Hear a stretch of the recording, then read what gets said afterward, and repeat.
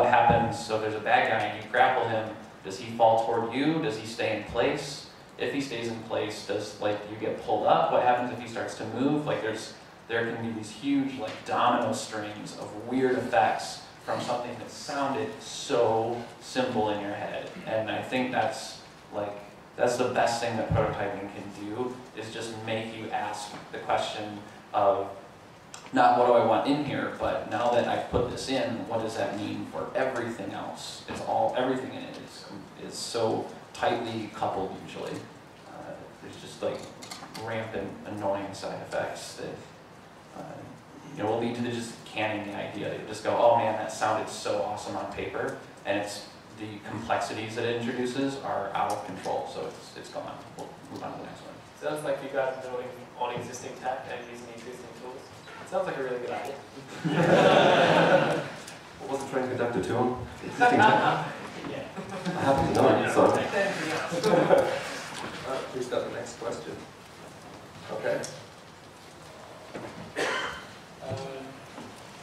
This is about the 70% in the game. So you prototype, got your idea, you've done all the hard stuff, so all the stuff that you bring kind of, you don't know if you can do it. And you get to the point where I found out which is slump, where it's just all the interesting stuff's done, the game's not quite in the polishing stage. A, do you guys have that problem? B, how do you get over it? Sorry, you're talking about into the middle. Yeah. And how you get through the middle, exactly?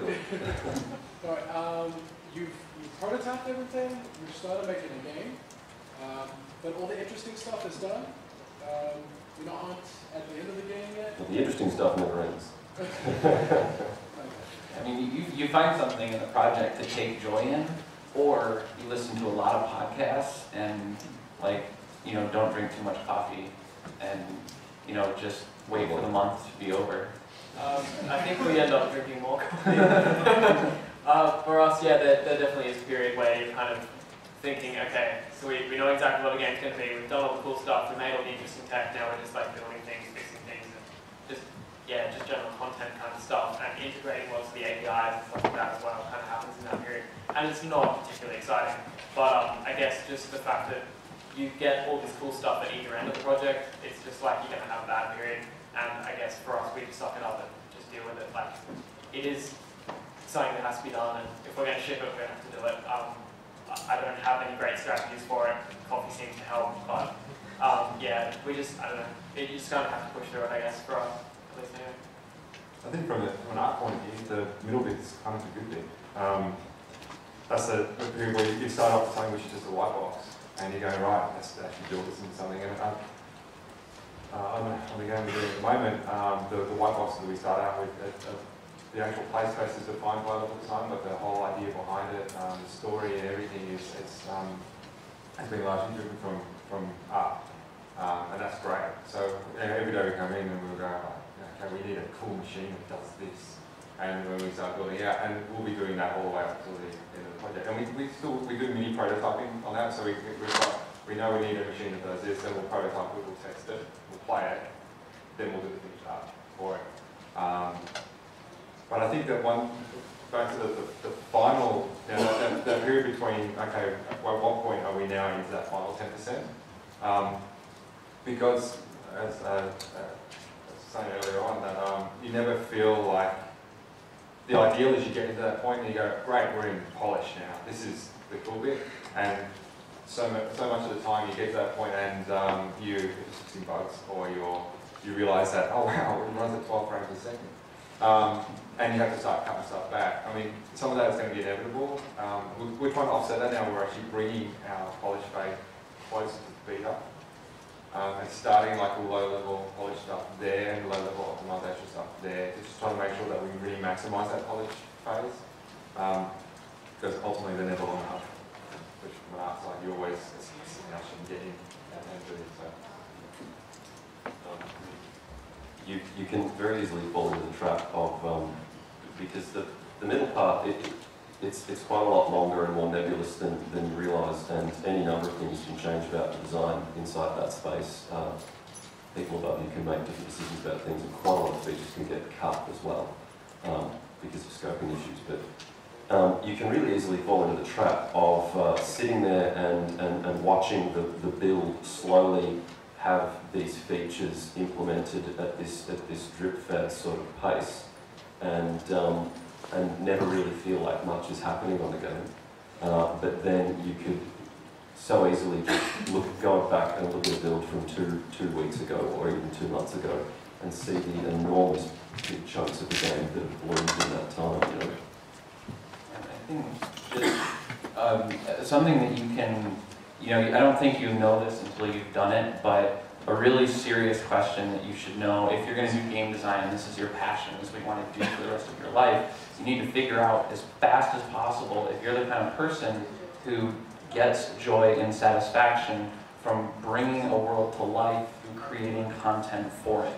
There's a lot of different kinds of games you can make, and a lot of games include this process and a lot of games don't. And if you don't enjoy, I don't personally get a lot of satisfaction out of that process of having like 10 different worlds and all of them look different. I love to play those games, and I really don't like to make them. So like if you're finding yourself going into a project and you're like, all right, all the cool stuff is done, I'm just like pumping out artwork for the next 2 months, and you hate it, like probably that means you shouldn't be making a game that requires 2 straight months of pumping out artwork now that all your fun ideas are done.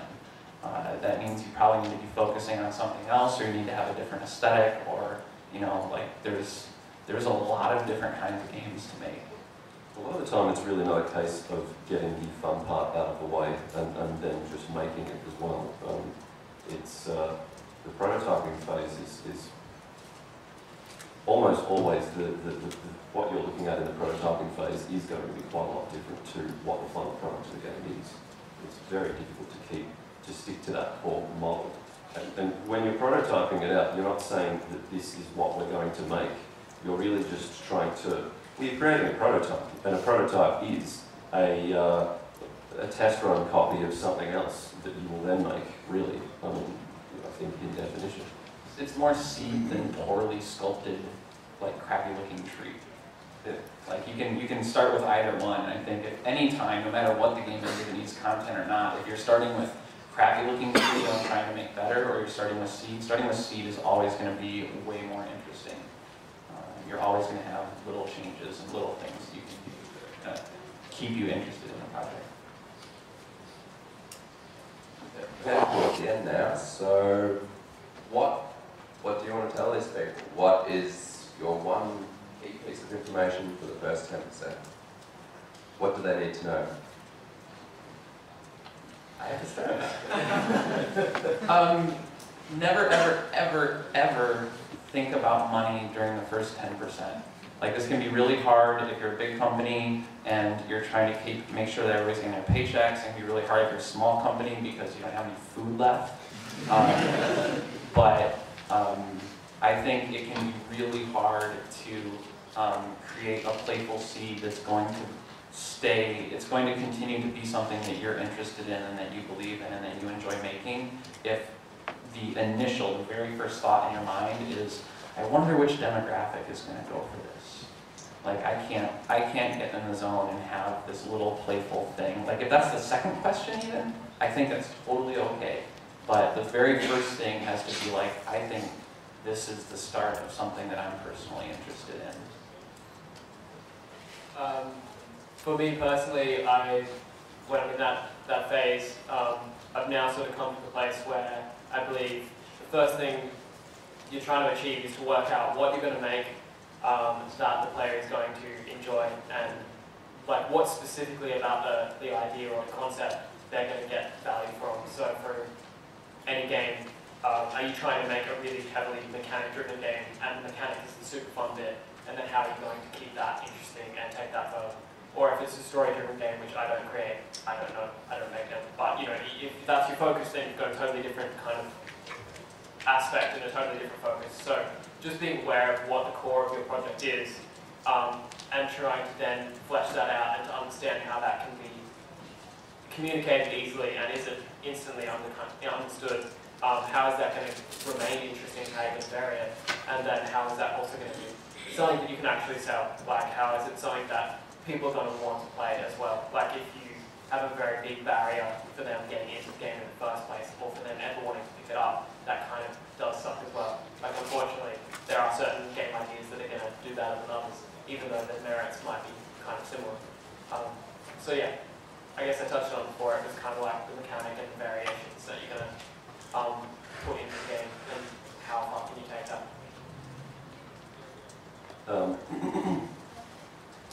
Yeah, more of the same.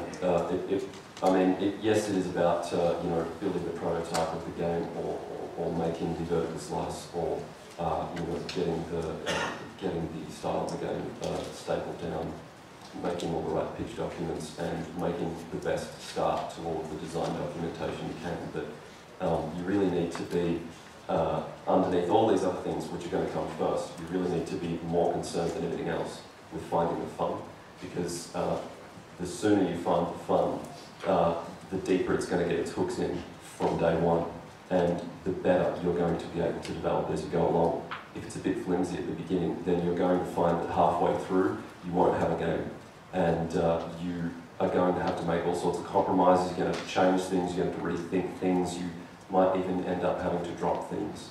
And I guess the flip side to that as well is you can very easily overscope your product in the early phase of the game, and the more you overscope something, usually is about being attached to features and things that you really want to get implemented in there, and you flesh them out heaps. But the more you do that, the bigger the risk you're running of having those things cut at a later date, because you're just writing checks that your body and your team's body can't cash, I suppose. Yeah, I have to, especially with the last one, I'm going to be a little bit greedy. I'm going to have two, because on one side there's the actual project side of things, really understanding what you're making, making sure that tech and art are aligned, so there's no nasty surprises where, in that obviously design, that there's, if they're going to say, okay, we're going to make it's going to be a whole world in the clouds, and there's going to be dragons, and they're going to be high-speed chases, and it's going to be on NDS, or it's going to be a NES thing, like retro thing. It's like really understanding what your tech can do and making sure that the design and everything is within the scope of that, and the art is within the scope of that. The other side of it is the fun part of it is making sure that you really have something that you want to do, because there's nothing worse than starting a project, especially as project lengths tend to get bigger on sort of like PS3 and Xbox with the titles, that you don't want to be hating this 1 month in knowing that it's 2 more years plus to go on a project. There's nothing worse. But in that, making sure that you don't go the other way where you're going, we've got the best idea in the world, but we haven't shown it to anybody. Getting people to play test it, because it might not actually be the best idea in the world, and getting that constant feedback from people outside of your team is really, really important. So lots of play testing, and if you get focus groups and stuff like that, even just to have a bit of a play, even when it's still in white box and it's still rough, that can be a really beneficial thing before you end up in a situation where you get 3/4 of the way down the project and you go, actually this game sucks. Yeah, we have to put a dragon in a castle and stuff in it.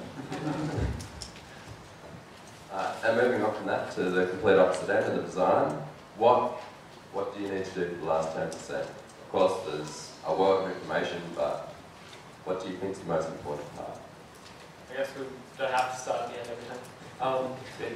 Yeah, give me a break. So I would actually say the important thing of the last 10% in terms of design would actually be the part before that. So trying to remember what all those little design tweaks and the polish tasks and the little features that you are really planning to add that do actually have quite a significant effect on the game, making sure they do actually fit into the normal development cycle, and that you're not just focusing on big features and then realizing that you've hit the end of the project and you have no time for small stuff. Really that, like, you've got a little, like, you can pepper the project the whole way through with little cool things if you can sort of plan it out a little bit better and try to fit them in consistently, and always just trying to get a couple into each week. I think for me that would improve the project. And then in the last 10%, in terms of design, it's really just tweaking and trying to get the most out of the level of designs that you've got, and just really polishing them, putting them in front of as many people as possible, and just tweaking the tiny little values. And getting as much out of it as possible.